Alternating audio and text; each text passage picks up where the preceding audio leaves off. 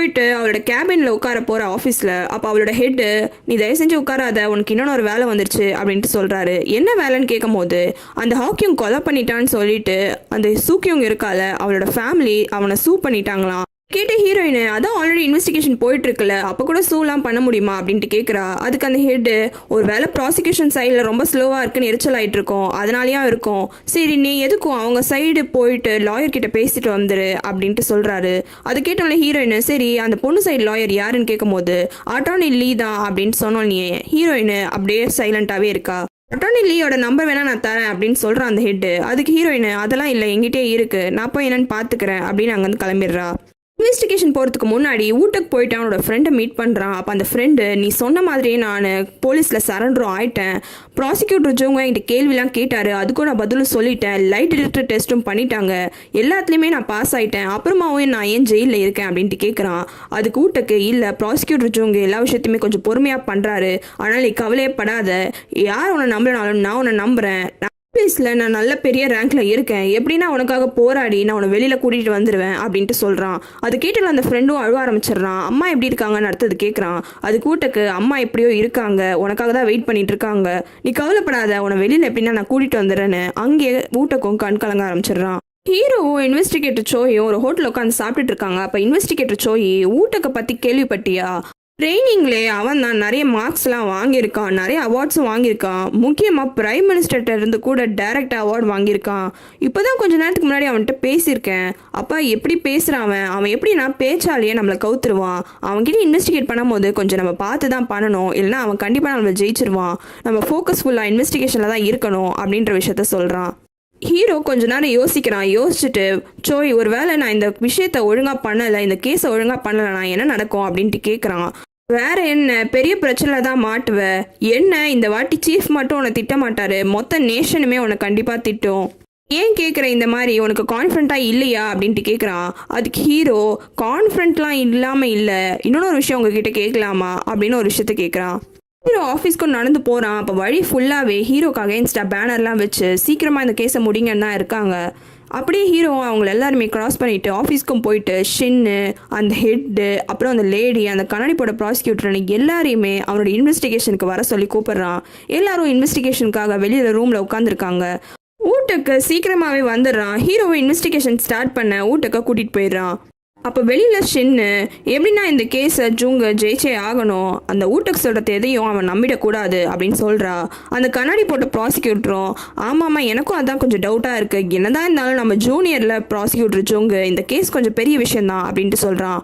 இதை கேட்டு அந்த சீஃபு, ஒரு ஆள் என்னதான் சீனியராக இருந்தாலும் அட்டாப்சியே பண்ணாமல் விட்டுட்டான், இன்னொன்று ஒரு ஆள் ஒரு கொலை பண்ண ஆளை ஃப்ரீயாக விட்டுட்டான், அவங்க ரெண்டு பேரையும் கம்பேர் பண்ணும்போது ஜூங்க நீங்கள் போய் ஏன் ஜூனியர்னு கூப்பிட்றீங்க, அவன் உங்கள் ரெண்டு பேரை விட ரொம்பவே பெட்டராக இருக்கான் அப்படின்னு சொல்லிடுறாரு. இன்வெஸ்டிகேஷனும் ஸ்டார்ட் ஆகுது. ஊட்டக்கோட கனவுல வந்த மாதிரி ஹீரோவும் கேட்குறான், எத்தனை நாளாக உனக்கு அவனை தெரியும்ன்ட்டு. உங்கள் ரெண்டு பேரும் சின்ன வயசுலேருந்தே ஒரே ஸ்கூல் தான் போனோம், அதுக்கப்புறமா இப்போ 1.5 வருஷத்துக்கு முன்னாடி என்னோட ரூம்மேட்டாக இருந்தான், அதனால எனக்கு அவனை நல்லா தெரியும் அப்படின்னு சொல்கிறான்.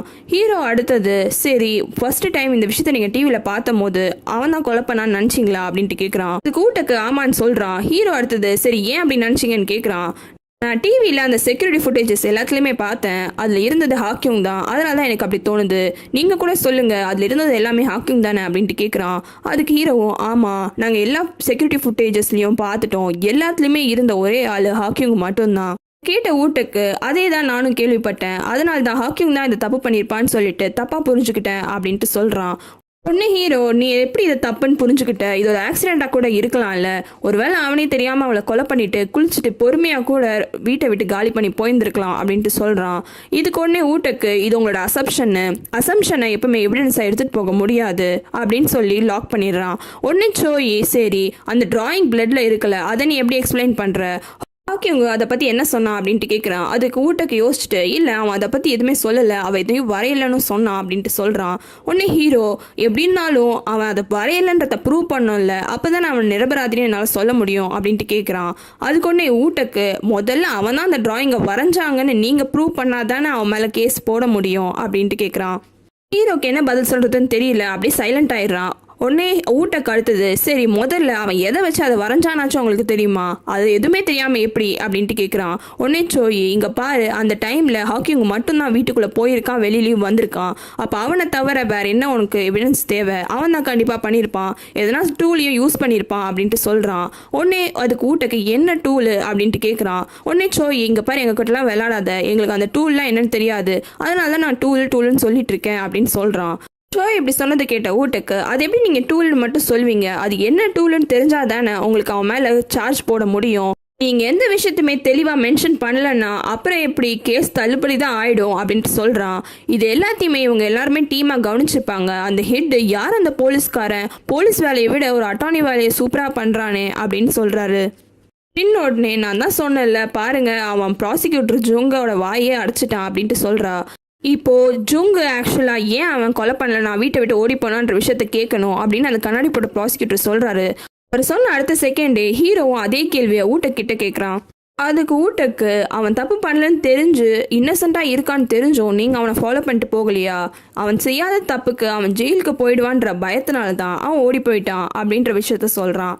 கொஞ்ச நேரம் யோசிச்சுட்டு ஹீரோ, சரி போன மாதம் 25ஆம் தேதி நீங்கள் தான் அவனை போலீஸில் பிடிச்சி கொடுத்தீங்க அப்படின்ட்டு கேட்குறான். அதுக்கு ஊட்டக்கு, இல்லை நான் அவனை ஓடி போக சொன்னேன் அப்படின்ட்டு சொல்கிறான். இது கேட்டோம்ல ஹீரோ என்ன சொல்கிறான் இவன்ற மாதிரி பார்க்குறான். அப்போ தான் நம்மளுக்கு தெரிய வருது, ஊட்டக்கு அவனோட ஃப்ரெண்டு கிட்ட, உண்மையாலுமே நீ அவளை கொலை பண்ணியிருந்தனா தயவு செஞ்சு இங்கேருந்து ஓடி போயிடு, இங்கே வந்த போன்ற எந்த விஷயத்தையுமே நான் யார்ட்டையும் சொல்லாமல் விட்டுடுறேன், ஒரு வேளை நீ எந்த தப்பு பண்ணல நிரபராதினா தயவு செஞ்சு போலீஸில் போய் சரண்டர் ஆயிடு, லாவை கொஞ்சமாச்சும் நம்பு அப்படின்னு சொல்லியிருப்பான். இந்த விஷயத்த ஊட்டக்கு ஹீரோ கிட்ட சொல்லிட்டு அவன் லாவை தான் நம்புவேன்னு சொல்லிட்டு போலீஸ்கிட்ட போய் சரண்டர் ஆயிட்டான், நான் எதையும் பண்ணல அப்படின்ட்டு சொல்றான். இது எல்லாத்தையுமே கவனிச்ச அந்த ப்ராசிக்யூட்டர் லேடி, உண்மையாவே ஹாக்கிங் தான் இந்த கொலையை பண்ணா நீங்களா நினைக்கிறீங்களா அப்படின்ட்டு கேட்குறா. அந்த ஹெட்டுக்கு டென்ஷன் ஆயிட்டு, ஹாக்கிங்கை தவிர வேற சஸ்பெக்டே கிடையாது, அப்புறம் எப்படி அப்படின்ட்டு கேட்குறான். அந்த லேடி உடனே, அதே தான் நானும் சொல்கிறேன், நம்ம எல்லாருமே ஒரு விஷயத்த அசியூம் பண்ணிக்கிட்டு அதை நினச்சி கவலைப்பட்டுட்டு இருக்கோம், ஏன்னா வேற ஆன்சரே நம்மளுக்கு தெரியாதுன்றதுனால, அதனால அவன் கொலை பண்ணவனா ஆயிடுவானா அப்படின்ட்டு கேட்குறா. அது கேட்டோன்னே அங்கே இருக்கவங்க எல்லாருமே யோசிக்க ஆரம்பிச்சிடுறாங்க. ஹீரோ இந்த பக்கம் ஊட்டக்கிட்ட, சரி ஏன் அவன் நிரபராதின்னு நீ நினைக்கிற, அவன் கொலை பண்ணியிருக்க மாட்டான்ட்டு அப்படின்ட்டு கேட்குறான். அதுக்கு ஊட்டக்கு, அவன் முதல் வாட்டி வந்தபோது என்னை தயவு செஞ்சு நான் இன்னசென்ட்னு ப்ரூவ் பண்ணு அப்படின்னு வந்து என்கிட்ட கேட்டான். இன்வெஸ்டிகேஷனுக்கு வரத்துக்கு முன்னாடி கூட அவனை போய் பார்த்துட்டு வந்தேன், அப்போ கூட உண்மையான கல்பிரேட்டை கண்டுபிடிச்சிட்டியா, அவனை பற்றி எதனா தெரிஞ்சுதா அப்படின்னு தான் என்கிட்ட கேட்டான். இதெல்லாம் கேட்ட சோயி, ஸோ இதெல்லாம் வச்சு நீ தான் அவன் தான் இன்னசென்ட்னு சொல்ல வரியா அப்படின்ட்டு கேட்குறான். ஊட்டக்கு அதுக்கு பதிலா, உண்மையாலுமே அவன் தப்பு பண்ணியிருந்தா அவனை இன்னசென்ட்னு ப்ரூவ் பண்ண சொல்லி கேட்டிருக்க மாட்டான், என்னை இன்னசென்ட் மாதிரி எப்படின்னா காமிச்சு ப்ரூவ் பண்ணு அப்படின்னு தான் கேட்டிருப்பான். அதே மாதிரி உண்மையான குற்றவாளியை நீ கண்டுபிடிச்சிட்டியா அப்படின்னு அவன் கேட்டிருக்க மாட்டான், எனக்கு எப்படின்னா ஒரு அலிபியை ரெடி பண்ணிவிடு, அதை வச்சு எனக்கு எதனா ஹெல்ப் பண்ணு அப்படின்னு கேட்டிருப்பான் அப்படின்ட்டு சொல்கிறான். இது எல்லாத்தையுமே கேட்ட ஹீரோ, ஆமாம் கண்டிப்பாக உண்மைதான் அப்படின்ட்டு சொல்கிறான். உடனே சீஃப், என்ன சொல்கிறான் அவன், உண்மைதானா எப்படி இதுக்கெல்லாம் ஒத்துக்கிறான் அவன் அப்படின்னு கேட்கும்போது, இந்த வாட்டி அந்த கண்ணாடி போட்ட ப்ராசிக்யூட்டர் ஊட்டக்கு சப்போர்ட்டாக பேசுகிறாரு. இதை கேட்டோம்ல அந்த ஹெட்டுக்கு திரும்பி கோவம் வந்துடுது. அந்த ப்ராசிக்யூட்டர் லேடி மட்டும் நடக்கிற விஷயத்த ரொம்ப பொறுமையாக கவனிச்சுக்கிட்டே இருக்காங்க. இன்வெஸ்டிகேஷன் ரூமில் ஹீரோ ஊட்டக்கிட்ட, ஹாக்கியுங்க்கு அந்த பொண்ணை கொலை பண்ணுறதுக்கான மோட்டிவ் இருக்குது, அவள் எப்பவுமே இன்டர்நெட்டில் ஒர்க் ஆகலைன்றதுனால ஹாக்கியுங்க தான் கூப்பிட்ருக்கா, ஹாக்கியுங்கும் வந்து சர்வீஸ் பண்ணியிருக்கான், ஆனால் ஒழுங்கான சர்வீஸ் ரேட்டிங் அவள் போட்டதும் கிடையாது, அதே நேரம் அவங்க வீட்டு குப்பையை கூட ஹாக்கியுங்க கொடுத்து வெளியில் கொண்டு போய் போடுன்னு சொல்லியிருக்கா, இது போதாதான் அவன் கொலை பண்ணுறதுக்கு அப்படின்னு சோயும் கேட்குறாரு. கேட்ட ஊட்டக்கு, சரி நீங்கள் சொன்ன மாதிரியே அவன் கொலை பண்ணிட்டானா கூட எதுக்கு கொலை பண்ணதுக்கு அப்புறமாவும் அந்த குப்பையை எடுத்துகிட்டு போனான் அப்படின்ட்டு கேட்குறான். அப்போ தான் தெரிய வருது, அந்த ஃப்ரெண்டு குப்பையை எடுத்துகிட்டு போய் கீழே தனித்தனியாக பிரித்து குப்பையும் போடுறான். நீங்கள் சொன்ன மாதிரி வெளியில் கொண்டு போய் குப்பையை போட சொன்னதுனால தான் அவனுக்கு கோவம் வந்திருந்தனா, எதுக்கு கொலை பண்ணதுக்கு அப்புறம் அந்த குப்பையை கொண்டு போய் அவன் வெளியில் போடணும் அப்படின்ட்டு கேட்குறான். இது கேட்டால சோயி ஆமால அப்படின்ட்டு யோசிக்கிறான். அதே நேரம் ஷின்னு கூட ஆமால அப்படின்ட்டு யோசிக்க ஆரம்பிச்சிடுறா. சின்னும் இந்த வாட்டி ஒத்துக்கிட்டதுனால உடனே சீஃபும், என்ன நீ இவங்க பக்கம் போயிட்டியா அப்படின்ட்டு கேட்குறான். உடனே அதுக்கு, அதெல்லாம் ஒன்றும் இல்லை சார், எனக்கு ஒரு டவுட் வந்தது அதனால தான் அப்படின்னு ஷின்னும் சமாளிக்கிறா. சோய் இப்போதான் ஹோட்டலில் நடந்ததை நினச்சி பார்க்குறாரு. ஹோட்டலில் சோய் கிட்ட ஹீரோ, உண்மையாலுமே ஹாக்கிங் தான் சூக்கியவங்க கொலை பண்ணான்னு நீங்கள் நம்புறீங்களா, நம்ம 2 வாரமாக எவ்வளோ எவிடன்ஸ் கலெக்ட் பண்ண ட்ரை பண்ணோம், ஏன் லைட் டிடெக்டர் கூட ட்ரை பண்ணோம், அப்போ கூட அவன் பொய் சொல்கிறான்னு தெரியவே இல்லை, ஹாக்கிங் உண்மையாலுமே கொலை பண்ணியிருந்தா பொய் சொல்லியிருந்திருப்பான், அப்போ கண்டிப்பாக மாட்டியிருந்திருப்பான், ஆனால் அவன் உண்மையை தான் பேசியிருந்திருக்கான். அதே மாதிரி அந்த செக்யூரிட்டி கேமரா ரெக்கார்டிங்ஸில் வெறும் 13 நிமிஷம் தான் அவன் அந்த வீட்டுக்குள்ளேயும் இருந்திருக்கான். நீங்களே சொல்லுங்க, 13 நிமிஷத்துல கொலை பண்ணிட்டு டிராயிங் பண்ணிட்டு எந்த ரத்தக்கரையும் இல்லாம குளிச்சுட்டு வீட்டையும் சுத்தமா வச்சுட்டு அவனால் வெளியில வர முடிஞ்சிருக்குமா? இதை கேட்ட சோயி கண்டிப்பா முடிஞ்சிருக்காதுதான், ஆனா அவனை தவிர வேற சஸ்பெக்டே கிடையாதுல்ல, அப்புறம் எப்படி அவனை தான் நம்ம எதனா பண்ணி ஆகணும் அப்படின்ட்டு சொல்றான். அதை கேட்ட ஹீரோ வேற சஸ்பெக்ட் இல்லாத காரணத்தினால அவன் தான் கொலை பண்ணான்னு ஆயிடாதுல்ல. இதை போய் நீ சீஃப் கிட்ட சொன்னா கண்டிப்பா ஒன்றும் பிரிசன்லேருந்து அவனை வெளியிலலாம் விடமாட்டான் அப்படின்ட்டு சொல்றான். அது கேட்டோடனே ஹீரோவும் ப்ராசிக்யூட்டர்ஸ் எல்லாமே தனியாக ஒர்க் பண்ணுறாங்க, எனக்கு யாரோட அப்ரூவலும் தேவையில்லை, என்னோட ப்ரொசீஜர் இதுதான், இப்போ மட்டும் அவனை ஜெயிலில் விட்டு வெளியில் விடல, அவன் தப்பு பண்ணலன்னா அப்படின்ட்டு இழுக்கிறான். உடனே அதுக்கு சோயி ஒன்று தான் வேலையை விட்டு தூக்குவாங்க டைரெக்டா, நீ எத்தனையோ ப்ராசிக்யூட்டர்ஸை பார்த்துருக்கல வேலையை விட்டு தூக்குறத, என்னன்னு கேட்டால் கேஸை ஒழுங்காக நடத்தலைன்னு சொல்லிடுவாங்க அப்படின்ட்டு சொல்கிறான். இது கேட்டாலே ஹீரோ சரி இப்போ நான் என்ன தான் பண்ணுறது அப்படின்னு கேட்டிருப்பான். அதுக்கு சோயி இங்கே பாரு, நான் ஒரு விஷயம் உங்ககிட்ட சொல்லட்டா, உனக்கு புரிஞ்ச விஷயத்த நீ எல்லா ப்ராசிக்யூட்டர்ஸ்க்கும் புரிகிற மாதிரி பண்ணிவிடு, அப்புறம் ஏன் கவலைப்படுற, எல்லாருக்குமே இந்த விஷயம் புரிஞ்சிடும் அப்படின்ட்டு சொல்கிறான். இன்வெஸ்டிகேஷன் பார்த்து அந்த லேடிக்கும் இது எல்லாமே புரிஞ்சிருது, இதனால தான் நம்ம எல்லாரையும் அவன் கூப்பிட்டுருக்கானா இப்போ தான் நம்மளுக்கு புரியுது, அவன் பார்த்த உண்மையை நம்மளையும் பார்க்க வச்சிருந்துருக்கான் அப்படின்ட்டு சொல்கிறா. இது கேட்டாலும் அந்த கண்ணாடிப்பட்ட ப்ராசிக்யூட்டர் ஷின்னு எல்லாருமே யோசிக்கிறாங்க, என் ஹெட்டு கூட யோசிக்க ஆரம்பிச்சிடுறாரு. ப்ராசிக்யூட்டர் ஜுங்குக்குமே இந்த விஷயம் தான் தேவைப்பட்டது. அரெஸ்ட்டை கேன்சல் பண்ணுறதுக்கான லெட்டர் வச்சுட்டு அந்த சீஃப் உட்காந்துட்டு இருக்காரு. அப்போ இவங்க 3 பேருமே அவனை எப்படின்னா ரிலீஸ் பண்ணின்றீங்கன்றதுக்காக ரெக்கமெண்டேஷனுக்கு வந்து நிற்கிறாங்க. அவர் எனக்கும் அது புரியுது, நானே பார்த்துக்கிறேன், எனக்கு கொஞ்ச நாள் தனியாக விடுங்க, நானே யோசிச்சு இந்த விஷயத்த பண்ணிடுறேன் அப்படின்ட்டு கோவமாக சொல்லிடுறான். அதே நேரம் ஹீரோயினை போயிட்டு யூபிஎம்மை மீட் பண்ணுறா. அப்போ யூபிஎம்மை பார்த்துட்டு கையெல்லாம் கொடுக்க வரான். ஆனால் ஹீரோயினுக்கு டென்ஷன் ஆயிடுது. அதெல்லாம் ஒன்றும் தேவையில்லை, எதுக்காக எங்கள் டீமை காண்டாக்ட் பண்ணுறது விஷயத்த சொல்லு, அதான் ஆல்ரெடி இன்வெஸ்டிகேஷன் போகுதில்ல, அப்புறம் எதுக்கு தேவையில்லாமல் சூலாம் பண்ணுறீங்க அப்படின்ட்டு கேட்குறான். அதுக்கு உடனே யூபிஎம்மை உனக்கு தான் தெரியும்ல, ப்ராசிக்யூட்டர் ஜோங்க ரொம்ப புதுசாக வேலைக்கு போன ஆள், அவர் எல்லா கேஸுமே ரொம்ப ஸ்லோவாக போகிறதுனால எங்கள் சைட்டில் இருக்கிறவங்களுக்கு அது ரொம்ப ஸ்லோவாக ப்ராசஸ் ஆகுதுன்னு சூ பண்ண சொல்லியிருக்காங்க. ப்ராசிக்யூட்டர் ஜோங்க புது ஆளுன்றதுனால அவருக்கு எப்படி இந்த கேஸை கொண்டு போகிறதுன்னு தெரியல, நானாக இருந்ததுன்னா இந்த கேஸை ஆக்சிடென்ட்னு சொல்லிட்டு தான் கொண்டு போயிருந்திருப்பேன் அப்படின்ட்டு சொல்கிறான். இது கிட்ட ஹீரோயினை என்ன பேசுகிறான் அப்படின்ற மாதிரி பார்த்துட்டே இருக்கா. அப்போ அதுக்கு யூபிஎம் இங்கே பாரு, ஜுங்கு கிட்ட இவ்வளோதான் எவிடன்ஸ் இருக்குது, அதை வச்சு அவன் தான் கொலை பண்ணான்னு அவனால் கண்டிப்பாக ப்ரூவே பண்ண முடியாது, உன்ன மாதிரி ஆளுங்க தான் இதுக்கான ஹெல்ப் பண்ணணும், உனக்கு தெரியாதுல்ல ஹாக்கிங்கோட அப்பா ஆல்ரெடி ஒரு ட்ரக் டீலர் கேஸில் ஜெயிலுக்கு போனவர், நீயே பாரு இந்த விஷயத்த மட்டும் நீ ரிலீஸ் பண்ணனா அங்கே அவனோட அப்பா மாதிரியே கொலையாளின்னு சொல்லிட்டு இதை வச்சு ஜுங்கால ஈஸியாக இந்த கேஸில் வாதாட முடியும். யூபிஎம் சொன்ன எல்லா விஷயத்தையும் ஹீரோயின் கவனிச்சுட்டே இருக்கா. அந்த பேப்பரையும் வாங்கி பார்த்துட்டு சரி இப்போ இதை வச்சு நான் என்ன பண்ணணும் அப்படின்ட்டு கேட்குறா. அதுக்கு யூபிஎம் இங்கே பாரு, இந்த விஷயத்த மட்டும் உங்கள் நியூஸ் ஏஜென்சி மூலமா நீ பாப்புலரைஸ் பண்ணிட்டேன்னா இப்போ வேற இதுதான் ட்ரெண்டிங் டாப்பிக்காக இருக்குது, ஆனால் நிறைய பேர் இதை ஷேர் பண்ண ஆரம்பிப்பாங்க, ஆட்டோமேட்டிக்காக அவனை பற்றி எல்லா விஷயமும் எல்லாருக்கும் தெரிய ஆரம்பிச்சிடும், அவனை பற்றி தெரியாத ஒரு விஷயம் கூட இருக்காது.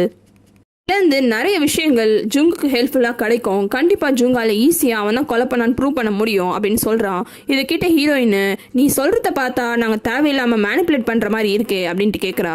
அதுக்கு ஒன்று யூபிஎம் மேனிப்புலேட் அதெல்லாம் ரொம்ப தப்பான வார்த்தை, நான் மேனிப்புலேட்லாம் பண்ண சொல்லலை, நான் என்ன சொல்கிறேன்னா பப்ளிக் அகேன்ஸ்டாக நீங்களாம் போகாதீங்க, அவங்க கூட சேர்ந்து நீங்களும் ட்ராவல் பண்ணுங்கன்னு தான் நான் சொல்கிறேன். அப்படியும் அவன் கொலை தான் பண்ணியிருந்திருக்கான், அவனுக்கு இந்த மாதிரிலாம் பண்ணால் மட்டும் என்ன ஆகிட போகுது, நீங்களே சொல்லுங்கள், எவிடன்ஸே இல்லாமல் ஜுங்கால எப்படி அவன் தான் கொலை பண்ணான்னு ப்ரூவ் பண்ண முடியும், லாவை யூஸ் பண்ணிவிட்டு ஜுங்கால கண்டிப்பாக இந்த கேஸை வின்னே பண்ண முடியாது, நீயே சொல்லு, உனக்கு அவன் ஜெயிலை விட்டு வெளில வரணும்னு அவ்வளோ ஆசையா, அதனால் ஜுங்குக்கு உன்ன மாதிரி ரிப்போர்ட்டர்ஸ் தான் ஹெல்ப் பண்ணணும், அதனால் நீ தான் ஹெல்ப் பண்ணணும் அவனுக்கு அப்படின்னு அந்த எவிடன்ஸ் எல்லாத்தையுமே ஹீரோயின் கிட்ட கொடுத்துட்றான். காரில் அந்த எவிடன்ஸ்லாம் எடுத்துக்கிட்டு ஹீரோயின் யோசிச்சுக்கிட்டே வண்டி ஓட்டிகிட்டே வரா. வந்து ஹீரோவையும் பிக்கப் பண்ணிட்டு 2 பேரும் எப்பயும் போகிற அந்த கஃபேக்கும் போகிறாங்க. அங்கே போயிட்டு ஹாக்கியங்க கண்டிப்பாக ஜெயிலில் போட்டுருவல்ல நீ அப்படின்ட்டு கேட்குறா. ஹீரோ ஏதோ பதில் சொல்ல வரான். உடனே இல்லை நான் ரிப்போர்ட்டராக இந்த விஷயத்த கேட்கவே இல்லை, ஒரு சாதாரண மனுஷியாக தான் கேட்குறேன் அப்படின்ட்டு சொல்கிறா. மறக்காமல் ரெட் லோட்டஸ் தமிழ் சேனலுக்கு சப்ஸ்கிரைப் பண்ணுறங்க. உங்களுக்கு வேறு சீரீஸ் பார்க்கணுன்னா கமெண்ட்டில் சொல்லுங்கள்.